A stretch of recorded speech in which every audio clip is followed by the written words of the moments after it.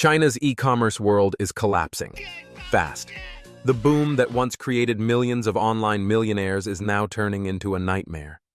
After a new wave of taxation, countless merchants are going bankrupt overnight. Many are desperate to flee, realizing too late that they can't afford the crushing tax bills. Some even paid their taxes, only to find their bank accounts completely empty. For 20 years, e-commerce was China's golden engine of growth. Now, it's dying. The electrician, the nickname for e-commerce entrepreneurs, is officially dead. Even top influencers are shutting down. Jian Daming, a famous Taobao blogger with 1.9 million Weibo followers, closed her store after more than 10 years. Another Taobao star, Zhang Daiyi, followed. One after another, once thriving online brands are vanishing. The empire that once rivaled the real estate boom has fallen apart. 15 golden years, gone in a flash. This tax storm marks a turning point. Outsiders may not understand how devastating it is, but insiders know. It's wiping out more than half the sellers in the industry. Overnight, cross-border e-commerce collapsed. Phones buzzed non-stop with tax inspection orders, demanding self-audits. From domestic sellers to global traders, everyone received the same message. You owe taxes. Pay now. Panic swept through every e-commerce chat group across China. One TM store owner confessed he handles 200,000 orders a day, yet earns only 20,000 yuan profit. After taxes, there's nothing left. The wave will crush small sellers, especially on low-margin platforms like Pinduoduo and Temu.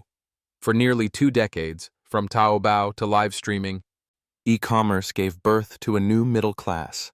But now, the dream is ending. Why now? Why hit the industry when the economy is already weak? Tax bureaus are now targeting everyone. Online sellers, couriers, ride-hailing drivers, even short video creators, demanding back payments. Thousands of small business owners are collapsing under pressure. Some say they'd rather escape than pay. Because competition is fierce, most profits are razor-thin. This tax campaign could finish off what's left. One blogger said, "I can't even run. Every transaction is already linked to the tax bureau." Official data confirms it. The crackdown covers both domestic and overseas Chinese sellers. Amazon, eBay, Shopee, you name it. Every sale is tracked. There's nowhere left to hide. Platforms like Pinduoduo make only a few cents per order, not enough to survive new taxes. Many merchants are quietly pulling their money out and planning to leave China.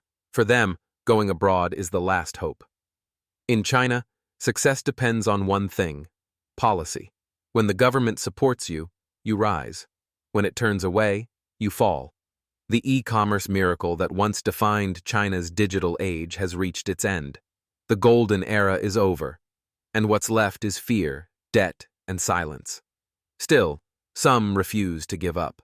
They say they'll pay whatever it takes just to hold on for a few more months.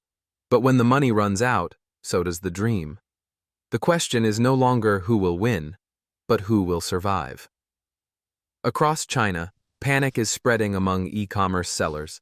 Phones buzz nonstop with messages from tax offices. Anyone whose annual sales exceeded 300,000 yuan without full reporting is now under investigation. It doesn't matter if they declared 70%, 80%, or even 90%. If the report isn't complete, the system flags them instantly. And this time, it's serious. Audits can go back 3 years. Authorities are digging deep into every transaction. Even tiny discrepancies are being exposed. In one shocking case, a mayor discovered that a store owner had reported far less income than the provincial data showed. His real turnover exceeded 10 million yuan. With China's powerful big data system, no one can hide anymore. Every detail, every sale, every refund, all can be traced at the push of a button. Now, business owners are terrified. Many have already fled overnight, unable to pay the taxes they suddenly owe. Platforms like Douyin automatically send monthly sales data to tax bureaus. But when refunds happen, those losses aren't deducted. One seller cried, "I sold 150,000 yuan, refunded 50,000, but the tax still counts the full 150,000. Across China, it's the same story. Platforms and tax offices are now fully connected, down to the last cent. A new saying is spreading online. If you don't pay taxes, you die slowly. If you do, you die faster. A friend of mine who runs an online shop almost broke down in tears. He said he needs millions in sales just to stay alive, but after months of work, his profit is close to zero. Meanwhile, Amazon's system now shares transaction data directly with authorities, every order visible like blood flowing through a transparent vein. Even top e-commerce giants aren't safe. Some leading companies have paid more than 8 million yuan in back taxes, wiping out 94% of their profits within just 6 months. In Shenzhen, sales of major sellers have collapsed. Some even lost their licenses after missing tax payments for 2 months. And all of this is happening right before Double 11, China's biggest shopping festival. Once the symbol of consumer confidence, this year it feels eerily cold. Merchants didn't launch promotions. Consumers didn't care. The online buzz that used to light up the internet? Gone. This may be the coldest Double 11 in history. Live streamers are facing a nightmare too. I streamed for 3 hours, one said. Not even 100 viewers showed up. Paid promotions flopped, and organic traffic vanished overnight. Orders dropped by 30% in a single day. In Guangzhou's Jinhu Xiekai city, once a bustling wholesale hub, entire rows of shops now sit empty. No customers, no orders, no future. For many, Double 11 has turned into a ghost festival for China's digital economy. Experts say this crackdown isn't random. It's a sign of deeper financial distress inside the government. In the first half of this year, China's tax revenue fell by 1.2%. Desperate for funds, officials have turned to the internet economy as their new hunting ground. Chinese affairs analyst Wang He says this shift shows how the government is now feeding off what's left of its once glorious digital empire. The golden age of China's e-commerce is over. The industry that once defined a generation has entered its harshest winter, and no one knows who will survive. What will our cities look like when every store is gone? 我今天刷到个数据啊，实体店倒闭率高达93%。 Today I updated the data, and the truth is shocking. The closure rate of physical stores has reached 93%. Imagine this. You leave for work, and when you return, a street that once had 100 shops now has only a few left. You start to wonder, am I still in the same city? Most stores can't survive even 2 years. Some don't last months. Walk down the street, and you'll barely see a single person. Hand-run stores, once everywhere, are now vanishing. This is what the working world looks like today. Empty. Beijing has become eerily quiet. Rumors swirl about political struggles inside Zhongnanhai. Xi Jinping's rare appearances have fueled speculation, but ordinary people can't feel the storm because they're too busy trying to survive. The city is fading, and its people are fighting just to stay afloat. Look at this. New East Road, once packed with cars, now stands deserted. During holidays, Beijingers flee to the suburbs or abroad. The rest hide indoors. Foreign tourists visit the landmarks, but most of the city is silent. Let's visit the Jinyuan Shopping Center in western Beijing, once one of the busiest malls. Now it's a ghost mall. Stores are shuttered, escalators run empty, and even brands like Adidas have disappeared. The parking lot that used to be jammed with cars, completely empty. And here's the Beijing Friendship Store, a legend from the 1970s to the 1990s. Back then, this was the pride of the capital, a symbol of luxury and privilege. You needed special status, foreign connections, or foreign currency coupons to shop here. It was once the dream of every Beijinger. No, it stands silent, the glory long gone. We claim to have 1.4 billion people, but where are they? When the population was 1.2 billion, the streets were alive. Crowds everywhere, even in the countryside. But today, Beijing feels empty. As a real estate and financial agent, I've seen clients vanish, deals disappear.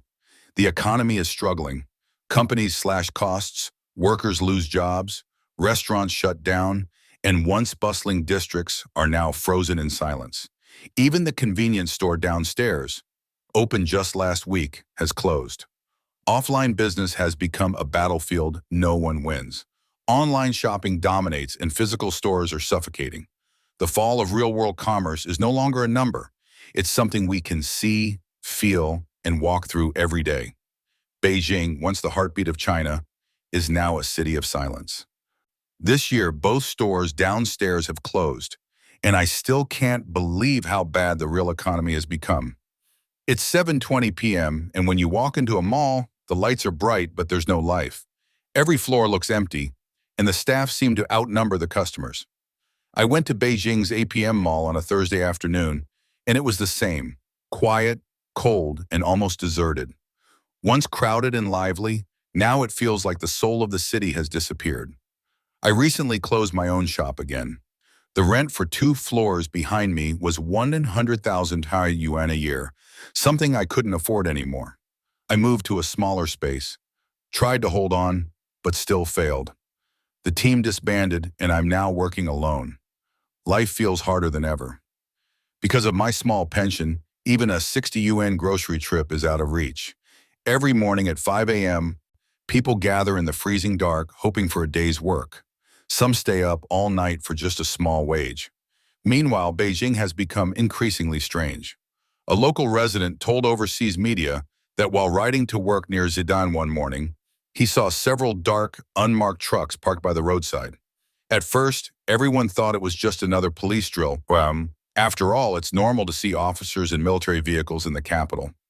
But in the following days, the number of military vehicles kept growing.